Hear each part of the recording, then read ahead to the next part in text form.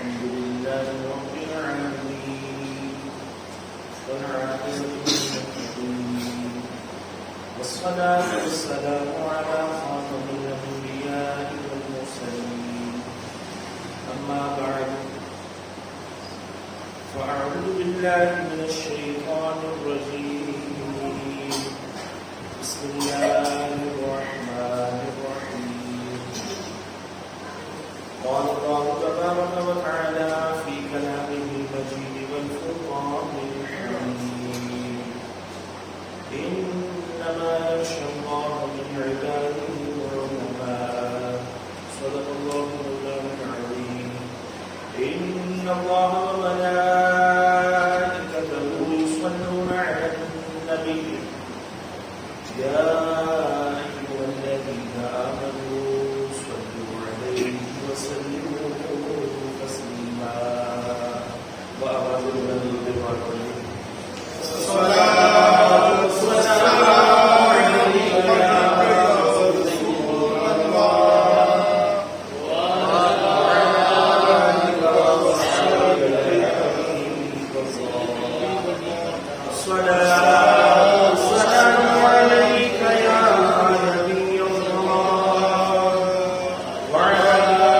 آلك وصحبه يا نور الله الصلاة والسلام عليك يا شفيع المذنبين وعلى آلك وصحبه يا رحمة للعالمين رب اشرح لي صدري ويسر لي أمري واحلل عقدة من لساني يفقهوا قولي تمام تعریفوں کے لائق ہے اللہ جل شانہ و جل سبحانہ جس کی دی ہوئی توفیق سے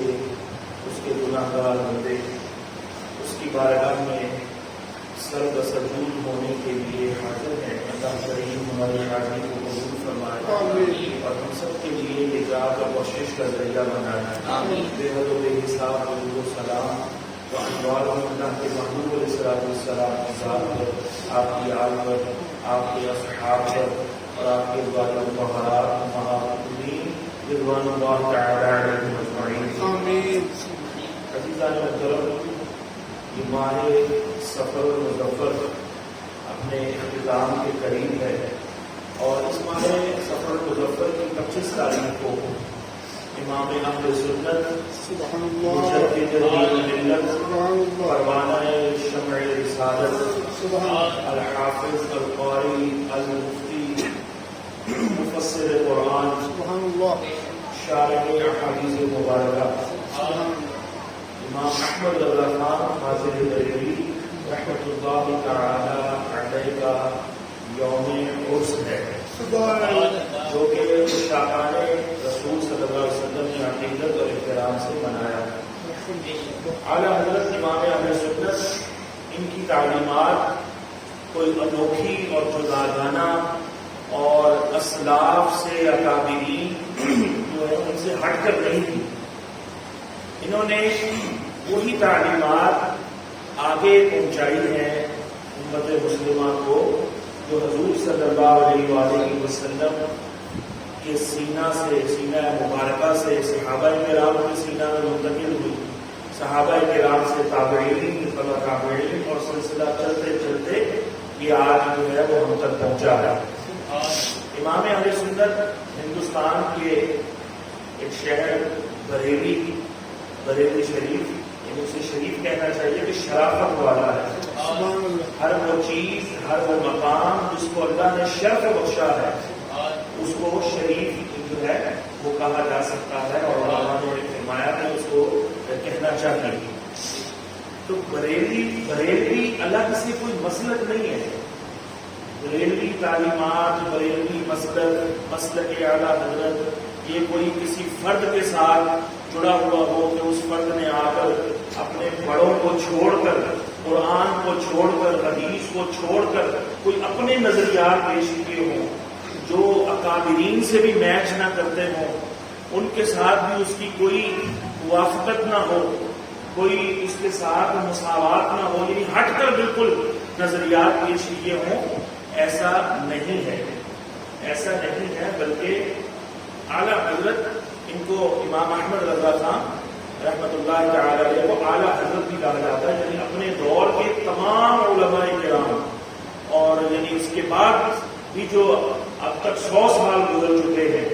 علماء نے ہی تسلیم کیا ہے کہ ان میں اللہ نے ان کو اعلیت جو ہے اس کا شرف عطا فرمایا ہے۔ علماء نے ہی ان کو اعلیٰ حضرت یعنی سب سے زیادہ علم والے، سب سے زیادہ مطالعہ والے، تقوی والے، پرہیزگاری والے، فتاوی دینے والے، علم میں رسوخ رکھنے والے جو ہے وہ ہونے کا ان کو اعزاز دیا ہے، ان کو شرف بخشا ہے۔ تو اعلیٰ حضرت نے اس دور میں آنکھ کھولی اور علم حاصل کیا اور دینی خدمت کا آغاز کیا، جس دور کے اندر انگریز کا فتنہ عروج پر تھا۔ انگریز نے جو ہے وہ قادیانیت کا بیج بویا تھا، جہاد کی منسوخی کا اعلان کرانے کے لیے۔ جس جہاد کو اللہ اور اس کے رسول نے قیامت تک باقی رکھا ہے، اسے کون مائی کا لال ہے جو ختم کرنے کا اس کا اعلان کر سکتا ہے؟ جہاد کو قیامت تک جاری رہے گا، اور اسلام اور مسلمانوں کی جو ہے سربلندی اس کا واحد ذریعہ ہی فرمایا کہ جہاد اسلامی ہے۔ جہاد ہوگا، تم عزت سے رہو گے، تم غالب رہو گے، تم ہی اللہ کے خلیفہ فی الارض بن کر رہو گے، سب پر حکومت تم کرو گے۔ جہاد چھوڑ دو گے تو ذلیل و رسوا ہو جاؤ گے، ناہار ہو جاؤ گے، مفلس ہو جاؤ گے۔ اور آج دیکھ لیں کہ کس طرح اسلامی حکومتیں ہیں اور کیا وہ مصلحتیں ہیں، کیا مسائل ہیں، اللہ بہتر جانتا ہے۔ یہ تو قیامت کو جب اللہ کو جواب دینا پڑے گا کہ اقتدار بھی تھا، اختیار بھی تھا، وسائل بھی تھے،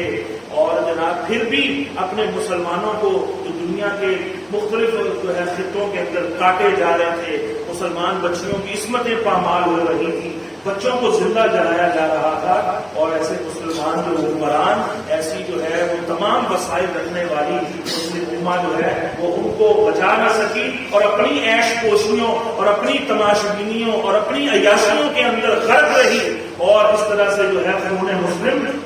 وہ اتنا سستا ہو گیا کہ وہ بہتا رہا۔ تو بہرحال جہاد کی منسوخی کا اعلان کرنے کے لیے قادیانیت کا بیج بویا، اور اسی طرح اس نے فتنہ مرزائیت کو جو ہے وہ کھڑا کر دیا، اور اسی طرح حضور علیہ الصلوۃ والسلام کی توہین، حضور علیہ الصلوۃ والسلام کی اہانت کے جو ہے وہ تیر چل رہے تھے اس دور کے اندر۔ کہیں حضور کے علم سے شیطان کے علم کو زیادہ قرار دیا جا رہا ہے، کہیں کہا جا رہا ہے قرآن آیات اور حدیث کا انکار ہو رہا ہے کہ حضور کو علم غیب نہیں ہے، حضور کو تو دیوار کے پیچھے کا علم نہیں ہے، وہ اللہ کی خبریں دینے والے، وہ جنت دوزخ کی خبریں دینے والے، وہ ہمارا انجام کی جو ہے وہ بتانے والے یا اس کی خبر رکھنے والے، ان کو جو ہے دیوار کے پیچھے کا علم نہیں۔ معاذ اللہ ثم معاذ اللہ، عزت مصطفیٰ،